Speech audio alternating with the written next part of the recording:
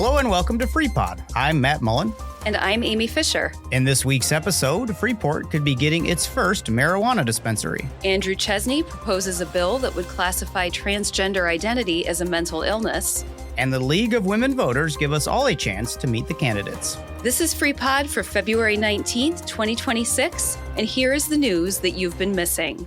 Pretzel City is preparing to be the newest Illinois town to welcome its own marijuana dispensary. According to filings made with the city, a company has applied for a special use permit to open a dispensary in Freeport. The process has a long way to go before any potential dispensary could open, but the public will have their chance to speak in favor or against such a permit at the Zoning Board of Appeals meeting held at 5:30 p.m. on March 5th.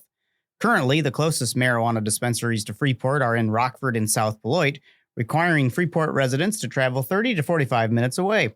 The state of Illinois has collected around $2 billion from taxes on marijuana since 2020, when the state legalized recreational marijuana use for adults. The Board of Trustees at the Freeport Public Library has selected a new executive director following a nationwide search. Emily Schaub will take the role February 23rd, succeeding Ashley Huffines, who resigned in November. Schaub most recently served as Teen Services Manager and Interim Co-Director at the Peru Public Library, and has also worked in Utica and Alpha Park while serving on the LaSalle Public Library Board. Trustee Alan Green says Schaub aims to make the library a true center of the community. Library Board President Mary Kaufman told us that Schaub not only wants to bring the community to the library, but she shows a clear interest in going out into the community as well.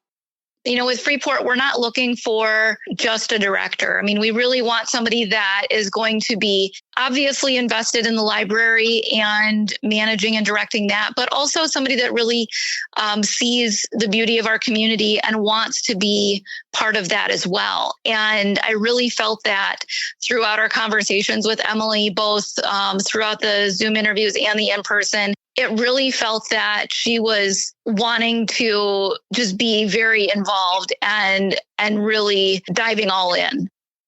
The city of Freeport gave out honors for the police officer and firefighter of the year recently. Detective Justin Holden was named as both officer of the year and city employee of the year, while EMS coordinator Adam Holtz was named fire department member of the year. When given the awards by Chief Jacqueline Frosto and city manager Rob Boyer, Holden was described as being directly responsible for several key metrics that helped improve safety in our community, as well as being steady, calm, and joyful force among his peers. Holtz was recognized for his integral role in setting up the department's new record management system, his positive attitude on the job, and his versatility as a firefighter, EMT, investigator, and instructor. Congratulations to Detective Holden and Coordinator Holtz. The City of Freeport has released its 2025 annual report, and the information from the police department deserves some focused attention. Specifically, the city reported that more firearms were recovered last year than in 2024, but the amount of shots fired reported by the ShotSpotter devices were lower than 2024. Freeport police officers wrote more than 2,500 traffic citations and made 1,151 arrests, including 14 as a result of investigations by the Internet Crimes Against Children Task Force. Owners of downtown Freeport properties are being invited to apply for the new round of downtown Façade improvement grants being offered by the city. The grants are provided in recognition of the marked positive impact facade restorations can have on the economic health of downtown areas. Individual grants are maxed out at $15,000 for a single project, with the total amount for all grants being budgeted at $30,000. The deadline to apply is April 10th by 5 p.m. Director of Community and Economic Development for the city, Gertrude Heimerdinger, tells us that these grants are about a lot more than just aesthetics. A lot of times we think of these projects as being aesthetics to make the downtown look prettier, to hopefully get more people in the door, which is true, but also it's about the care and the well-being of the buildings. So when you tuck point a brick building, you are fixing it up so that water doesn't get into the brick, that it prolongs the use of the building. When you repair wood rot window frames or old window frames that are cracking, you're preventing water. So you're extending the life of these buildings. When we extend the life of the buildings downtown, we actually save money in the long run because we don't need to demo them. We don't need to redo them and have a substantial rehabilitation. So these little projects along the way help to maintain the project, help to maintain the building, and also they do make the downtown look nice. To apply for a downtown facade improvement grant, please follow the link provided in the print version of this story on our website. The Greater Freeport Partnership has named Amy Baker as the new chair of their board of directors. Baker has been on the GFP board for 4 years, serving as vice chair for the past 2. Along with serving on the GFP board, Baker is also the president at Citizens State Bank. Baker has lived in the community for 47 years and says she values the networking opportunities provided by the Greater Freeport Partnership events. The Family YMCA of Northwest Illinois has received an $8,400 grant from the Community Foundation of Northern Illinois to expand family safety training in the region. The funding will provide free American Red Cross, CPR, AED, and first aid classes for up to 144 parents and caregivers with children under 2 years old. YMCA staff member Alex Eunice says the training proved life-saving when his young son began choking at home. Registration for winter and spring safety classes is now open through the YMCA. You can find the YMCA's phone number in the print version of our story on the website. Illinois Governor J.B. Pritzker says the Trump administration has denied federal disaster relief for severe summer storms that flooded neighborhoods across Illinois. The state requested individual assistance from the Federal Emergency Management Agency after heavy August rains impacted more than 400,000 residents in 5 counties, overwhelming sewers in parts of Chicago and nearby suburbs. FEMA says additional federal aid is not warranted. Pritzker calls the decision politically motivated and says thousands of families are still dealing with mold, sewage damage, and health risks. The White House defends the denial, saying disaster funds must be used carefully to support, rather than replace, state recovery efforts. Illinois parents seeking daycare, preschool, or early intervention often face a confusing, fragmented system. Governor J.B. Pritzker has created the new Illinois Department of Early Childhood to bring those services under one roof, but a new report from the Civic Federation says major challenges remain. Nearly 3/4 of Illinois counties are considered childcare deserts, and licensed providers can serve only about a third of young children. Low pay and staffing shortages continue to drive high turnover, even as state funding has increased in recent years. Officials also warn federal policy threats from the Trump administration could make care less affordable. State leaders say improving access to early learning is critical, as fewer than 1 in 3 Illinois children arrive at kindergarten fully ready to learn. State Senator Andrew Chesney of Freeport is promoting legislation that would classify transgender identity as a mental illness under Illinois' Mental Health Code, saying the goal is to steer people toward treatment rather than medical transition.